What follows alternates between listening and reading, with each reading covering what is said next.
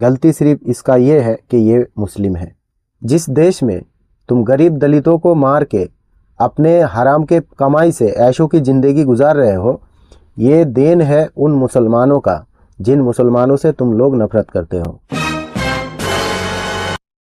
ये जो व्यक्ति रो रहा है, हाँ चलो चलो हिम्मत, आपको पता है इसके पीछे का असलियत क्या है? हमारे देश में जो भी लोग बीजेपी को सपोर्ट करते हैं उनके लिए ये वीडियो सबसे ज़्यादा ज़रूरी है। आज क्या चल रहा है हमारे देश में? इनका नाम अब्दुल है। 20 लाख रुपया खर्चा करके अपने ज़मीन में गांव वाले के लिए एक स्कूल बनवाया अपने ही पैसे से। गलती सिर्फ इसका ये है कि ये मुस्लिम है। जिस गांव में ये स्कूल बनवा रहे थे उसी गांव में मुसलमान 3-4 घर हैं। टोटल सारे के सारे लोग हिंदू, दलित, आदिवासी लोग हैं। जिनके लिए ये स्कूल बनवा रहे थे उन्हीं के बिरादरी के लोग ये आंदोलन कर रहे हैं कि अब्दुल मदरसा बनवा रहा है। 20 लाख रुपया खर्चा करके ये स्कूल बनवाया अपने ही ज़मीन पे और उसी स्कूल को तोड़ दिया गया गवर्नमेंट की तरफ से। आप खुद ही सोचिए, जिस गांव में 3 से 4 घर मुस्लिम हैं वहाँ पर इतने बड़े मदरसा का वो करेगा क्या? इतना तो आपको अकल होना चाहिए। ये घटना है मध्य प्रदेश बैतूल ज़िले का ढाबा एक गांव है।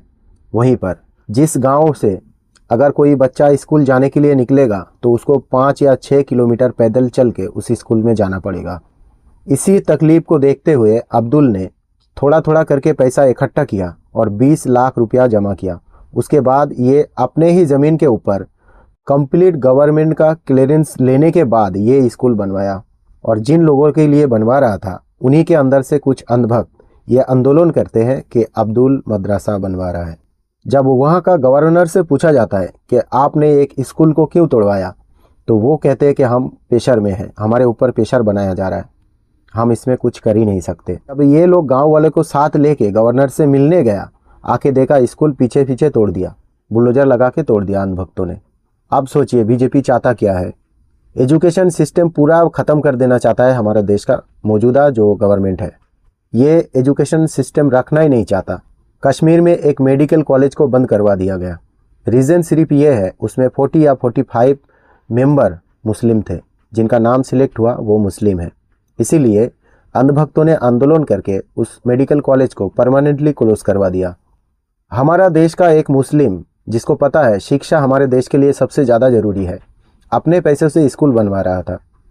उन्हीं का खर्चा, उन्हीं का पैसा, उन्हीं का सब कुछ, फ़ायदा देशवासियों का। लेकिन अंधभक्तों को ये भी हजम नहीं हुआ, बीजेपी गवर्नमेंट को ये भी हजम नहीं हुआ, उस स्कूल को तोड़ दिया। ये है अब्दुल का असली कहानी। भला करने जाओ तो अंधभक्तों को बुरा लगता है। इन लोगों को मुसलमान से इतना नफरत है कि ये लोग चैन से कभी सो ही नहीं पाते हैं, कहीं मुसलमान ना आ जाए, इसी डर से।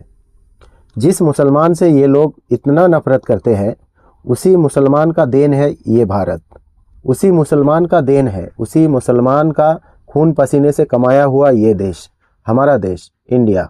जिस देश में तुम गरीब दलितों को मार के अपने हराम के कमाई से ऐशों की ज़िंदगी गुजार रहे हो, ये देन है उन मुसलमानों का जिन मुसलमानों से तुम लोग नफरत करते हो। जिस मुसलमान ने अपने कलम से अपने देश के लिए आज़ादी लिखी, मौलाना अबुल कलाम आज़ाद, जिसने जंग में अंग्रेज़ों को धूल चटा दिया, अंग्रेज़ों को अपने नानी याद दिला दिया, वो शख्स था एक राजा, एक मुसलमान, टीपू सुल्तान था, जिसने बिना हथियार से अंग्रेज़ों से जंग लड़ी। वो शख्स अब्दुल गफ़ार खान था, वो भी एक मुसलमान, जिसने इनकलाब से ब्रिटिश सरकार का पूरा बुनियाद हिला दिया। वो शख्स अशफाकुल्ला खान था, जिसने काकोड़ी केस में देश के लिए फांसी चुना, खुद को फांसी में लटकाया। वो शख्स अब्दुल रशीद था, जिसने आज़ाद हिंद फौज के साथ लाल किले में देश का झंडा लहराया। वो शख्स शाहनवाज़ खान था, जिसने भारत को मिसाइल और परमाणु शक्ति से लैस किया। वो शख्स एपीजे अब्दुल कलाम था। आज जिस देश में बैठ के तुम लोग हराम की कमाई से, गरीब मासूम दलित लोगों का खून पसीने का कमाई से, तुम लोग जो हराम की कमाई से यैशों की ज़िंदगी गुजार रहे हो, ये देन है हम मुसलमानों का। इस देश की धरती में खून हमारा मिला है, आरएसएस बीजेपी का नहीं। इस देश को आज़ाद कराने के लिए जितना खून हमने बहाया है, ठीक उसी तरीके से उतना ही ज़्यादा आरएसएस बीजेपी वाले ने अंग्रेजों का तलवे चाट चाट के उनका तलवा साफ कर दिया था। आज मेरा अपील है देश का हर एक जनता से, देश में एजुकेशन सिस्टम मजबूत करने की प्रयास करें। बीजेपी आरएसएस यही चाहता है कि एजुकेशन सिस्टम किसी तरीके से ख़राब किया जाए ताकि कोई बंदा उससे सवाल ना करे, क्योंकि सवाल सुनना इस गवर्नमेंट को पसंद नहीं है। और यही वो वजह है दोस्तों कि इस देश में 2014 से लेके अब तक 1 लाख से ऊपर स्कूल बंद करवा दिया गया। गवर्नमेंट स्कूलों को परमानेंटली क्लोज कर दिया गया, क्योंकि सरकार को एजुकेशन से नफरत है।